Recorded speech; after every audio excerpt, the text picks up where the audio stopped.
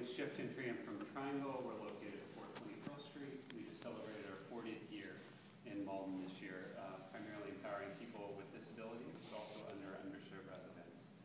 This is Anna Maria Kinchin, a Malden High graduate and a member of Able Vision and Triangle's Impactability program, both of which have especially Able Vision, has received funding from the CDBG program. And this is Megan Anderson, who's our Impactability coordinator. Over the last 2 years, we've received funding through CDBG for our Able Vision program, which is the only television show, regular television show, produced by people with disabilities in the country.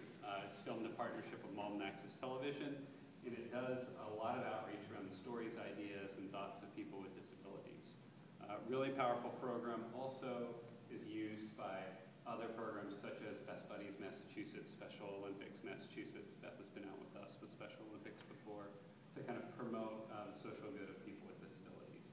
This past year, CDBG has funded our work with Malden High School with the Special Education Department to provide school-to-career vocational training for young adults who are between the ages of 18 and 22 and are preparing to work in the world. So that's been a great benefit because of the funding. 2 students from Malden High have done a 6-month long semester with us, doing community internships, getting work experience, and working with our placement department so that they can become producers and citizens, not just people who are reliant upon the state for support. So that's been a huge benefit.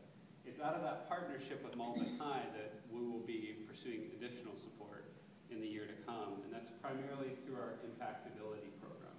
Impactability is a 4-year, $500,000 matching grant program from the Robert Wood Johnson Foundation that is focused on providing hands-on safety and self-advocacy training for youth with disabilities and partnering with local high schools with the Department of Developmental Services in Boston and within Triangle to create organizations that are aware of abuse, that are efficient with reporting, and that are proactive with prevention.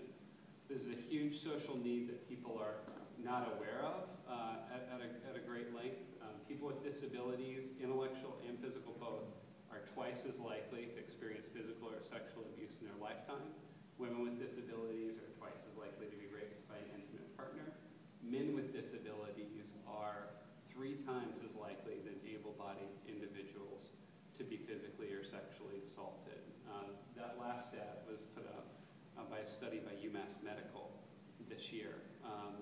We rarely hear anything about the abuse of people with disabilities who tend to have multiple vulnerabilities. We only hear about it when there's a perpetration, as we heard at the Boston Harbor Pilot School a couple of weeks ago. What we don't hear is what schools and organizations are doing to prevent abuse. And that's really, our strategy is twofold. One is to give folks like Anna Maria, who not only is a graduate of our program but sits on our steering committee, people with disabilities are involved. And I'll give you a minute here in just a second. You can cut me off though if you want. So she knows me. To give hands-on training, but also people with disabilities are involved in leadership at every single level. So that's why she's here with me tonight. That's why 45% of our steering committee is people with disabilities. At the same time, we have to approach things at the system level. So just real quickly, what we will be asking for this year is for the Community Development Block Grant Partnership to fund a class at Malden High School to provide the hands-on safety and self-advocacy training, to help support our institutional or systems intervention at Triangle so that we're a model organization for abuse prevention that can be replicated throughout the country. Those funds would be matched by Robert Wood Johnson Foundation. In addition to that, we're in the final stages of getting a 3-to-1 match from a local funder that would also be a part of that program. So in the end, we would be doing 4 10-session, 20-hour courses for students at Malden High School, 1 of which would be funded by the city, 3 of which would be funded by a private funder. We've been working with the Pathways program at Malden, which is, I commend, as a way for students to find other means and pathways towards diplomas and towards vocational work. And I'm going to let Anna Maria speak really briefly about why she thinks impactability training is really vital to a whole and healthy life.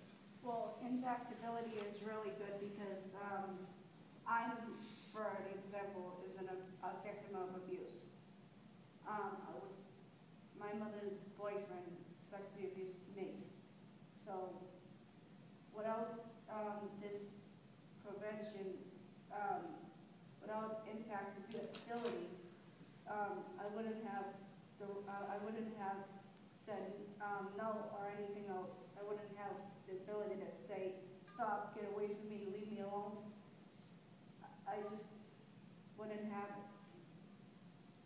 So please, we need help. And Anna Maria is not just asking for help, but she's a pretty persuasive leader, and we're proud to have her not only leading other people with disabilities, but she was one of the people who actually sat down with the Robert Wood Foundation staff, which is a little intimidating. More intimidating than this room, no. And really helped secure that grant. So she's actually a paid member of our steering committee. And our abuse prevention leadership team, which is how we make sure we are practicing what we preach as an organization. And this is Megan Anderson, and she's our coordinator. Hello. I just want to talk to you real quick about the insane difference that a 10-week session can make with high school students.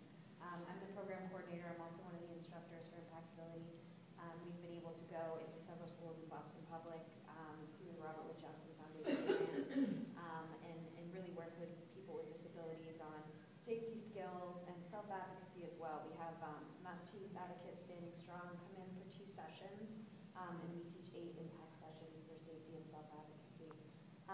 And as the ladies of the YWCA spoke about a little bit, self-esteem and confidence is something that high school students struggle with, no matter what their abilities may be. And this program really helps them find their voices and speak up for themselves, and I think that is so huge.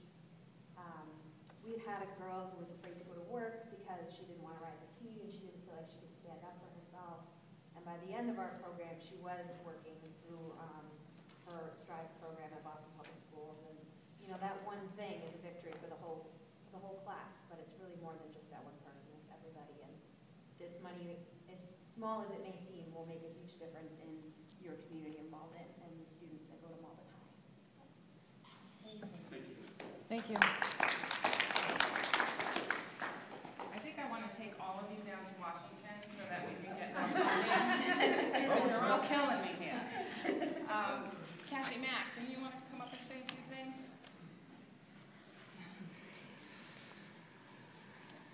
Nice job. My name is Kathy McMullen, and I represent a group of concerned citizens. We gathered together in May, and we wanted to put together a free and safe place for teens to meet regularly. With the help of the YMCA and their gym and the support of the YW and the partnerships of school, we've been able to provide a free and safe place for teens. We started out with a trial run in the summer and met 4 times, and right away got a lot of interest. We now meet twice a month, an average on Friday nights, an average 75 kids. At these teen nights, kids have the opportunity to play basketball, volleyball, dodgeball, board games, and to make children. And some of them just to socialize. With the donations we have received, we've served pizza, dessert, and water free to every teen that walks in, and sometimes others who pretend they're teens. From the beginning of our group, we believed that there is a great need in the city of Malden for a teen center. And our mayor, in his inaugural speech, spoke of the very same thing. I thank you for your time and hope for your support. We will submit a proposal and ask for support from the city. Thank you.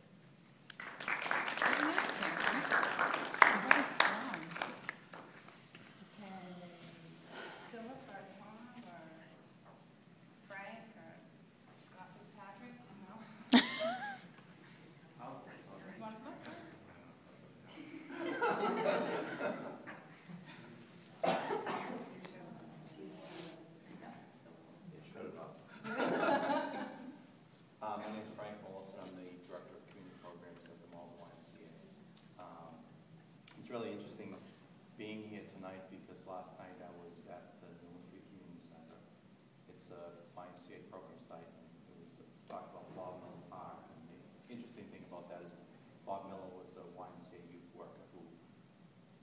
before my time even, was doing youth programs in Newell Street Public Housing Development.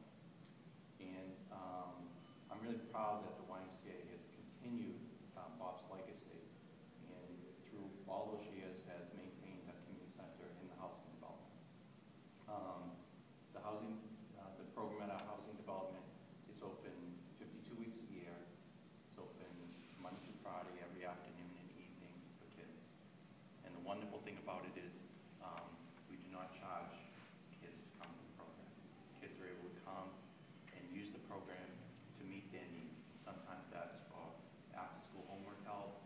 Sometimes that's for a caring adult that they can be with that afternoon. And sometimes that's just to learn good social skills and